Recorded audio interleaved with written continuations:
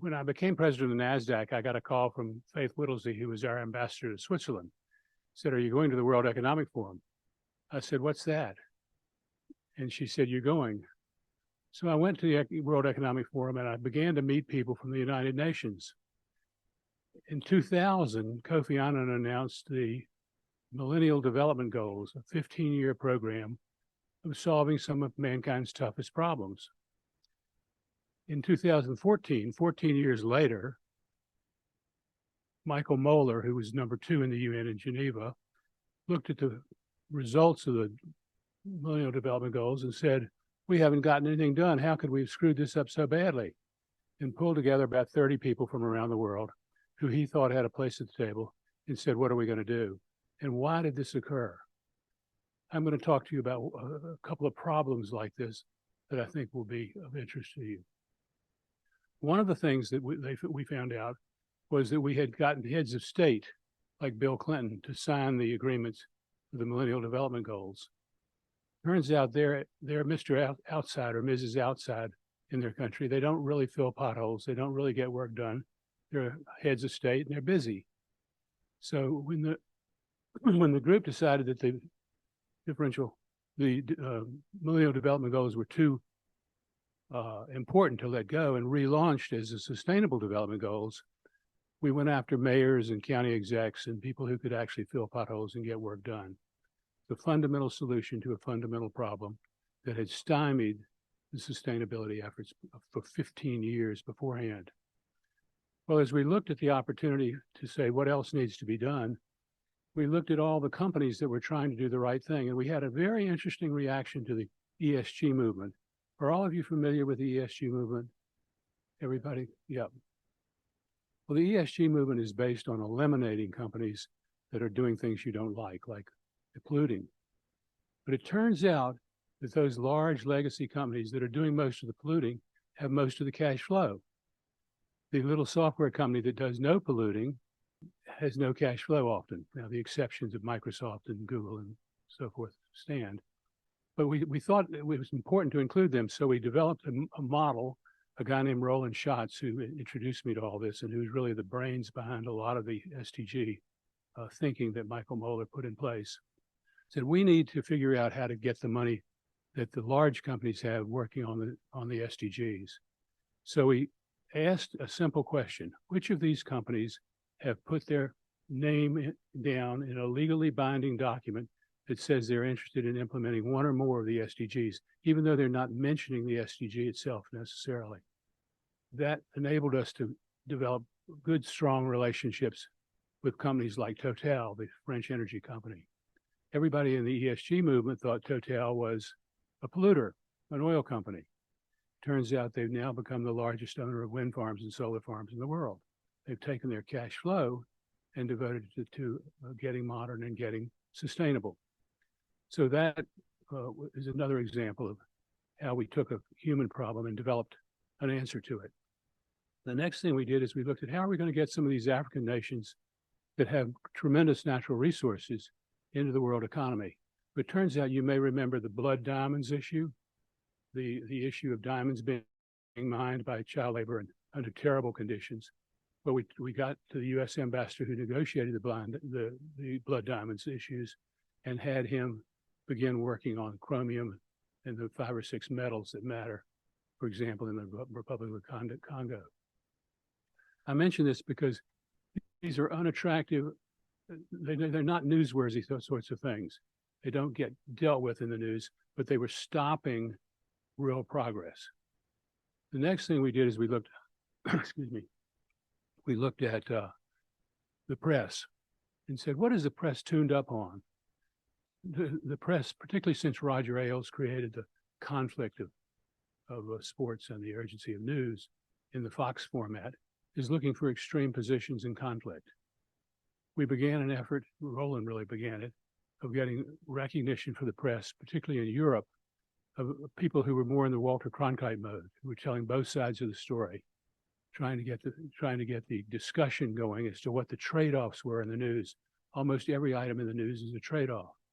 So we looked at that as a way of getting some positive publicity and visibility for the companies that were doing things right, it would never get written about by a conflict-driven news organization. So those kinds of things are happening behind the scenes, and it's important for you to know about them. They're important because these problems that we're dealing with in the 169 targets under the 17 categories of sustainable goals are so important to mankind that we can't fail again after having failed the first time for the first 15 years. I like the way Llewellyn said, we're dealing with artificial intelligence and we're dealing with climate change as massive forces, but we're also dealing with the real problems. We're also dealing with the real problems of changing human behavior on 169 different topics. It's amazing how much progress has been made, probably because people understand from the climate change visible evidence around us that things are getting serious and we got to work on them. I'm going to stop. Can I take questions? Any questions? Well, I was wondering, how do you think ESG is working today, and how does it you get some backlash saying that there is, if you get rated for your as ESG and up or down, you have no apparent procedure. How do you deal with that? I mean, if somebody is wrongly said in the ESG rating to be a polluter when they're not, how do they appeal that? Well, when they're accused of being a polluter, when they are a polluter, but they're trying to mitigate it. That's where the real rub comes in. Well, I have an interesting perspective on ESG. First of all, I think it's a terrific movement. It's important because it's got a lot of people interested in issues that are important. We didn't have this kind of focused interest in finance when we were listening entirely to the Chicago School of the shareholders' interest first.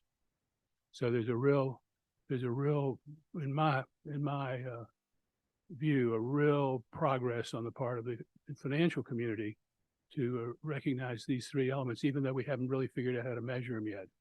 You know, put that in context with the standards that we have for accounting systems normally, and you'll see, going back to the 1930s, everything was about the balance sheet. Then we eventually shifted where accounting focus was on the income statement. So now we're having the same kind of learning curve for ESG measurement. It is much harder than people think, because it's so easy to go to the polls and be critical. It's so difficult to find the compromises in discussion. Now, an interesting item on this is, for example, Apple. Remember I said we identified companies that had said in their legally binding documents that they were going to try to implement one or more of the goals. Apple publishes all of their do good work, all their ESG work, all their sustainable development goal work in documents that do not have legal standing, and they're not filed. They're not part of the company's promise to their shareholders that they're doing it. That's because we have such a litigious America. But basically, I think I would rather have a world with ESG done slightly wrong than the world without ESG. I think we're learning that. So it's useful to think of all of these issues as compromises and trade-offs between one good and another good. It's not good versus bad discussions. They're easy. It's the good versus good or the bad versus bad discussions that are so much tougher. Yes, sir. At the last COP meeting, it was extended that the developing nations need money to meet ESG goals at the last COP. Yeah. But yet many of the initiatives around ESG tend to be regional based, but sustainability doesn't understand boundaries, doesn't understand treaty lines. Right. How do we resolve the fact that ESG truly is a global ecosystem problem versus one that can be regulated? Well, you're on to one of the toughest problems, and I mentioned it just in passing, is changing human behavior.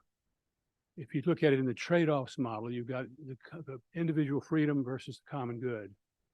That's the paradigm you're arguing in over and over and over again. Individual freedom versus common good. The commons, the concept of the commons, where I use up your share of fresh air, for example, is another way of looking at this. I don't think there's any way to do it except to get a neutral press talking about it. We need the amplification of the voice of the press. the founding fathers were right in giving the press certain freedoms and disciplines. We can't do this job without the amplification of good stories and the amplification of bad stories in a bad context. Does that get at it at all? It does. I've kind of follow up with one of the people I speak with often on this on some panels, Talib, former United Nations guy in Jordan. He puts best to me. Our citizens here want to put food on the table. They don't care about ESG. And he says it's education. And education has to be consistent globally. Yeah. And I think that goes partly where you're saying, but we need to go further through the education so that the average citizen understands ESG as well as corporate executives who are trying to do compliance guidelines. Can I interject? Go ahead. Because it sounds to me like the XBRL technology that you use to make NASDAQ Yes. the powerhouse that it became, sort of an answer of technology. This sounds to me like he's asking for ESG roaming. Right. And in order for ESG to roam, everybody needs to be part of it. Right. But accountability won't come until there is an easy way of creating accountability. So could you comment maybe on, is the United Nations looking at deploying blockchain best training centers for ESG deployment so I can track the lettuce from birth, do I eat it, or how do we track all this stuff? Isn't that back to technology and your expertise? In a circular economy. Yes, the problem with all these discussions is we go from these enormous ideas that are global to the specifics of changing behavior in Jordan or the local level, whatever it is. The projects that Dixon's working on with standardizing the vocabulary for certain parts of the energy game could be applied to any game, any industry. I'm convinced that you're not going to get anywhere until you have that standard language, but I would suggest to you that the rest of the world's far ahead of us. They're using XBRL and other languages as standards to get a common vocabulary and a common understanding of what the situation really is. Much more difficult is there are two types of measures. One of them is things around physics. How much carbon are you releasing? That's a tough problem, but relatively less tough than the ones where the answer is around sociology. The answers that come in around physics, I can get my head around, and how to change behavior. The problems that come in through sociology are much tougher. So I think the standardization issue is an important one, but it's not the only one. Yes, sir. If I may, sir, good technical ideas with profit motives have no problem going viral very quickly globally.